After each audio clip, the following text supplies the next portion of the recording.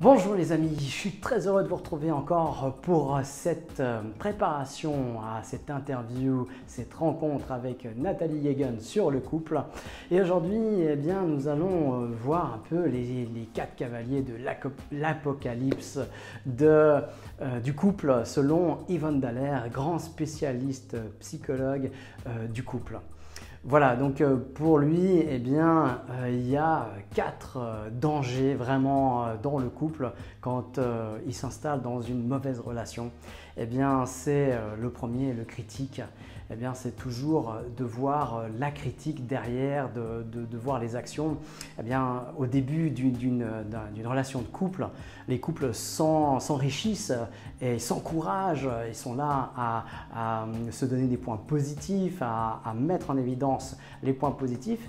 Et puis arrive ce critique qui vient, qui est souvent déjà à l'intérieur de nous-mêmes, qui nous critique en permanence, qui était cette voix d'un parent, cette voix d'un professeur, d'un enseignant, d'un pédagogue, de quelqu'un qui nous entourait, qui nous critiquait, qui nous jugeait par rapport à nos actions, par rapport à ce qu'on rendait, ce qu'on faisait.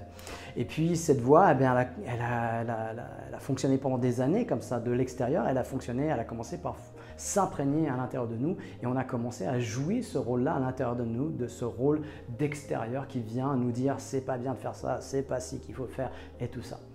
Qui, une fois dans une relation de frustration, revient vers l'extérieur. Cette critique, elle vient juste confirmer, elle vient juste développer ou mettre en apparence, c'est une réaction de la frustration finalement. Il y a une frustration, c'est-à-dire qu'il y a un besoin qui n'est pas satisfait, qui crée une frustration et ça se manifeste sous la forme d'une critique. Critique pour faire réagir l'autre, qui justement est une très mauvaise stratégie. Je veux satisfaire un besoin. C'est soit je le formule de manière directe ou soit je le formule de manière indirecte. Mais la première chose, c'est qu'il faut que je sois conscient de ce besoin. Et si je ne suis pas conscient de ce besoin, je vais passer à côté et je vais être victime de toutes mes réactions inconscientes qui vont être dans la frustration, qui vont être dans l'incompréhension de ma frustration, l'incompréhension qu'elle est née de l'autre, alors que non, c'est moi qui suis frustré, donc ça vient de moi. Et je vais le reprocher à l'autre et ça va se manifester sous forme de critique. Je critique ses actions, je critique sa façon de faire, je critique son état d'être. Et voilà, là on est au sommet sur l'identité et puis c'est là que généralement le couple explose.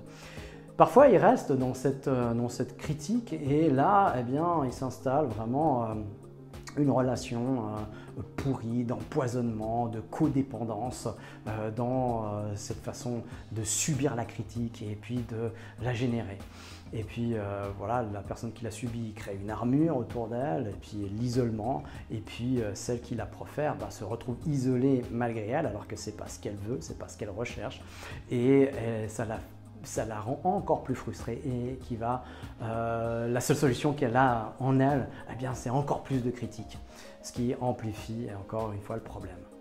Dans les couples plus anciens, on va dire, cette critique coexistait, ça permettait simplement la coexistence et le renforcement de l'isolement chez chacun des partenaires. Aujourd'hui, cette critique à un moment donné devient insupportable et chacun part de son côté. C'est pas plus mal, je ne sais pas. Enfin, c'est toujours un échec dans la relation de couple, dans la communication.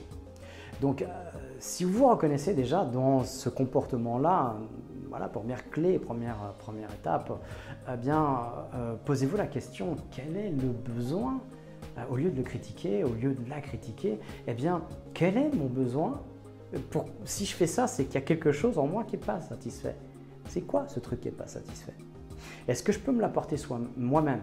Est-ce que je peux demander à l'autre de me l'apporter de manière directe ou de manière détournée?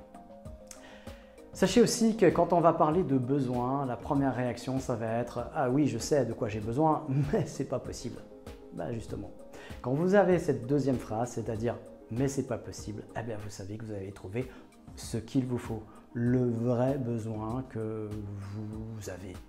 Et à ce moment-là, eh bien, c'est tout le travail, justement, sinon ce ne serait pas un besoin. Hein. Et à ce moment-là, eh bien, c'est tout le travail, c'est de réaliser ce besoin, c'est vraiment de rentrer dans la création, la satisfaction de ce besoin. Donc il faut le générer, il faut le créer, il faut le développer. Voilà, donc observez, et puis dans la prochaine vidéo, on verra le deuxième cavalier de l'Apocalypse selon Yvonne Dallaire. À tout bientôt pour une prochaine vidéo.